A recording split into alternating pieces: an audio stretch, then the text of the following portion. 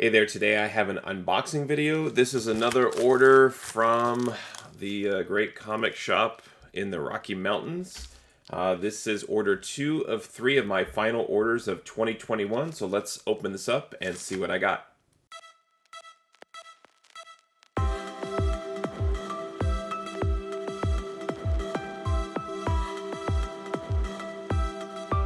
All right, here we go. This is the way that Mile High Comics will ship books. You have the option to receive your books via FedEx or USPS. I always choose FedEx. It's no extra charge. The only thing you have to pay for is insurance. If you order above, I forget if it's $60, $70, somewhere around there, it's free shipping. And if you're purchasing from Mile High, the books are a bit more expensive if you're dealing with back issues, so you're probably going to hit that free shipping tier anyway. So something to think about when you're ordering from them is you have the coupon code, you have free shipping. So think about that when you're kind of debating whether or not you should order from them. If it's just numbers at that point as far as where you want to buy: stores, LCS, Mile High, eBay, etc. All right, let me get the books out of this and we'll go through them.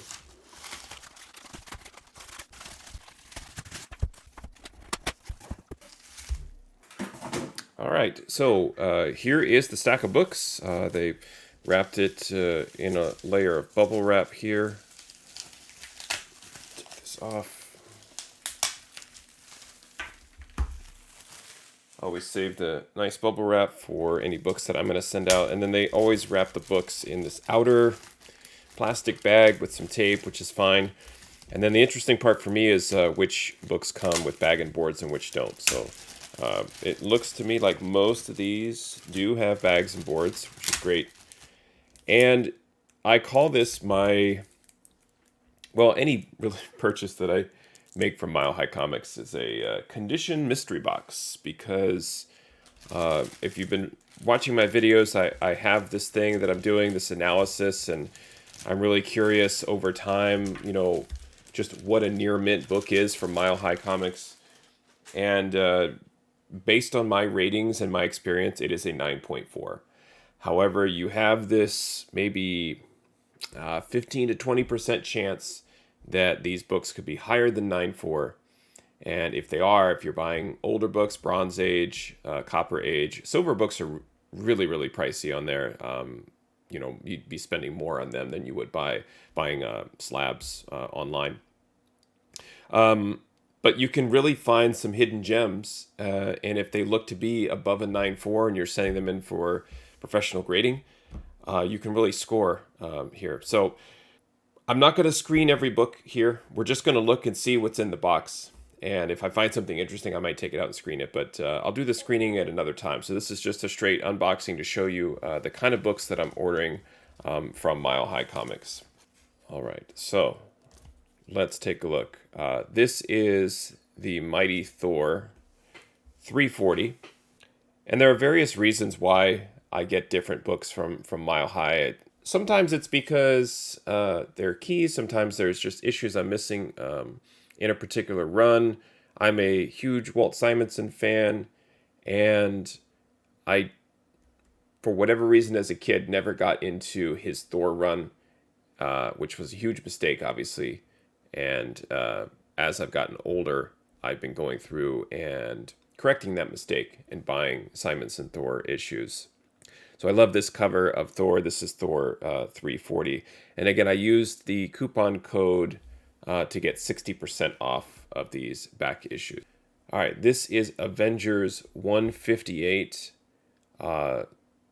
This is a wonderful issue from 1976, and it's actually a Jack Kirby cover. So that's pretty awesome to get a book. I would say it's very affordable. Again, kind of looking a little bit more closely here, about right there. You'll see there are a couple of color breaking spine ticks. That's going to prevent this book from getting a 9.8. So I can already tell that this one is not one of those, I would say, instant winners where you're getting a book like this from the Bronze Age, and lo and behold, it's actually a 9.8. But Love this cover. We've got Wonder Man on there in that green and red costume. Really cool book from 1976, Avengers 158. All right, Iron Man 281. If you haven't guessed, I'm a big Iron Man fan. And this one is interesting to me because this has to do with War Machine. This could be a War Machine armor cameo, but not the Rhodey War Machine that we know and love from the MCU. Again, not an instant winner, as I can see right through the bag. Does have some color breaking spine ticks there, so that's unfortunate. Right there by the M, the Masters of Silence. There, that's one. One right up here by his knee. Yeah, there you go, right there. So again, could it be a 9.6? Possibly. You know, these last couple, they're more likely to be in the range of the 9 and 9.4. The Thor 340 looked pretty good in the bag, but again, I'll screen those another time. But Iron Man 281, to me, could have some little bit of a heat or pick up on it once Armor Wars picks up. And it looks like I got 2 copies here. This one, it's about the same. Maybe the spine ticks aren't as bad on this one. I could definitely tell it has a bit of a curl here in the bag that would need some pressing to get that out. But 2 issues of 281. All right. This is Iron Man 284. This is a book that I was missing from my Iron Man collection, my Iron Man run. The death of Anthony Stark. This doesn't look to be too bad. Again, just kind of giving it a once over in the bag and board. But yeah, looks pretty good. Iron Man 284. All right. Ultimate Fantastic Four 54. And I think I just jumped on this when I was having a little bit of FOMO with Agatha Harkness and just I keep talking about how I missed out on Fantastic Four 94 in that Heritage auction. So I was like, is there any other sort of semi or minor key that is related to the character? And ended up finding this on Mile High with that 60% discount. It was very affordable. So I'm sure this is a book that all of the experts say you should be able to find in a dollar bin. But I don't have those magical key dollar bins near me. Again, suffering from color breaking spine ticks here, so this will not be a 9.8 either. So just to kind of keep that in mind, again, we're all playing the game here, this mystery box, or trying to figure out what near mint actually means at Mile High. So let's check the next one out. This is Avengers 189, great Hawkeye cover. Really fantastic. I miss these covers with so many characters instead of just that singular character design that really could be on the cover of any book. So this is from 1979. I'm giving this kind of a once-over here in the bag. It looks pretty good. I don't see any significant spine issues. So this could be a 9.8 candidate when I go through it and screen it. So maybe what I'll do is I'll set this aside. This looks to be something that maybe we'll open up and take a closer look at. All right. Next up, Thor 349. Again, this was essentially a Simonson Thor book that I was missing from the run. Taking advantage of that coupon code. Just love it. I just remember seeing these books sitting on the stands at the LCS and just didn't buy them. Just was a Simonson fan. Loved X Factor. Where he and his wife Louise wrote, and he was the artist. Just fantastic, but for some reason just missed the Thor run when I was younger. What was wrong with me? All right, this is another. I don't want to say this one's FOMO, but just looking at when some Nebula news came out, and people were going back on her first appearance and kind of going a little bit overboard with that. I believe this is technically, although it's kind of I don't want to say it's a weird cover. It's artistically, it's perfectly fine. But the fact that it's Nebula's first cover appearance or semi first cover appearance, but it's sort of an outline of her face. But she's called out there, Nebula. So this is Avengers 260, and this is from 1985. So a book that I did not have in my Avengers run, and love the fact that Nebula is being spec'd on. I do have her first appearance from a previous purchase, but I didn't have this one with her more or less on the cover. Again, Simonson Thor here. We've got Loki, Odin, and Thor all here on the cover of Thor 353 from 1984. If you noticed with these two, there's no backing board. So that's always going to be kind of it's part of the mystery, right? It's like, can I actually get a 9.8 from some of these books that don't come with the backing board? Possibly. I don't know. We'll see. The spine on this one looks to be okay. I don't see too many problems here on this one. Just giving it a quick once over. It's definitely curled a little bit from not having that backing board support. But great cover, great book. Really cool looking Loki there. Got some armor going on, but Simonson just nailed it. Absolutely fantastic. Okay. Iron Man 255, kind of the copper / extreme age, 1990, and a book that I just wanted to add to my Iron Man run. It is suffering from some spine ticks there. So again, probably in that 9.2 to 9.6 range on that one. All right. Iron Man 232, no bag and no board. This is in the bag. Has that nice NM designation, so it must mean it's in super high grade. It's not. There are some color breaking spine ticks, and it's miswrapped. Again, this is the gamble. You end up getting books like this. It's sight unseen. And you're kind of scratching your head like this should be probably like a $2 book maybe.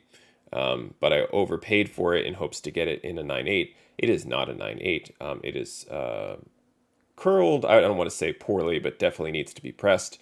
So now you're talking 9.4, 9.6 plus the breaks I can see and anything else in on the book that I have to take it out of the bag to see. So, a little disappointing there. Barry Windsor Smith on the cover. You can't go wrong there. I don't want to say this is a more well-known Iron Man cover, but I think people who love and collect Iron Man certainly remember this cover being a little shocking. So, happy to add that one. And the last one I got here, Avengers 246. I wanted to pick this up, calling out guest starring the Eternals.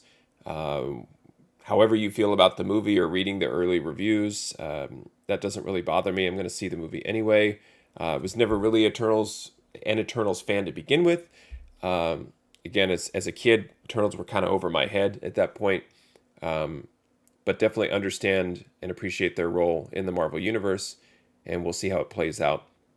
Now, this one, just giving it a once over here, this book is from 1984, I believe.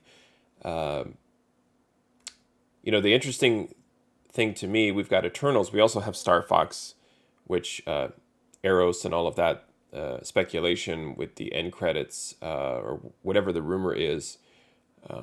This book could be interesting because we've got Cersei, Star Fox on the cover. Really nice 84 right on the edge, bronze and copper age.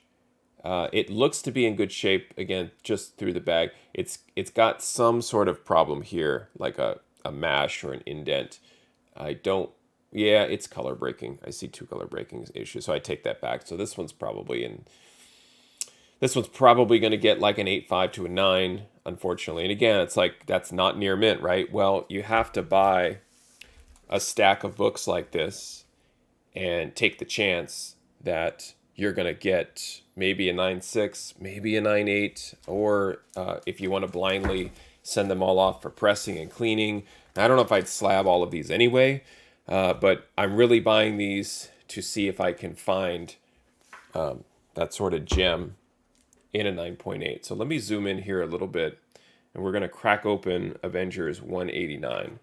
So this could potentially be a pretty nice score if this one ends up being what I would consider to be a 9.8 candidate. So let's take a closer look at this one. First of all, the colors look really great. Maybe slight fading on Hawkeye. He looks more pink than purple there. but I don't believe that that's going to detract from the grade. And just kind of going up and down the spine, I don't see really any issues here. A little bit on that bottom staple, just underneath it. Just a slight hairline spine tick there, but really not too bad. That slash through the barcode means it's direct. Corner looks very acceptable. And I can always tell that I'm dealing with the potential to be a 9/8 because I start sweating. So I'm going to make the fist and kind of hold it there to not get fingerprints on it because I don't have any gloves handy. Looking at the back, just kind of looking at the outer edge here of the book. Not too bad. Looks really, really crisp. I don't see any sort of jams or anything. Corner looks nice. And let's flip the book over. Cross our fingers because this is looking pretty good. Nothing on the back either. Looks pretty nice. So this is a 9/8. That's fantastic. So I got the 9/8 on this Avengers 189. So you'd have to go to your most reputable online price guide and take a look at that and see what this book goes for in a 9/8. But I wouldn't even press that book. This looks really great. Like I said, there was that one little hairline issue there, and it's really not. I mean, there's just a very, very slight curl on this book, but I've had worse that I've sent to CGC, to be honest. So that's very exciting. That's a book that in a 9.8, I would hang on the wall all day long. So this one is going in to CGC for sure. And the rest of the books, I will probably screen them at another time. So I won't waste your time here, but we'll report back and let you know what these books got from me as I personally screen them. So that's super cool to get a book from 1979, going through the back issues, looking at what books I would say have some level of affordability and calculating the risk. Do I want to pay that much for the chance of a 9/8? And you see some of those other books are not 9/8s. They're arguably in the low nines, 9 to 9.2 range. But if this one comes back a full 9/8, maybe this book alone in that grade slabbed is worth the entire purchase of the entire order. So that's the risk, that's the gamble, that's the fun, that's the Mile High Comics grading mystery box. So thanks for watching, happy collecting, and see you next time.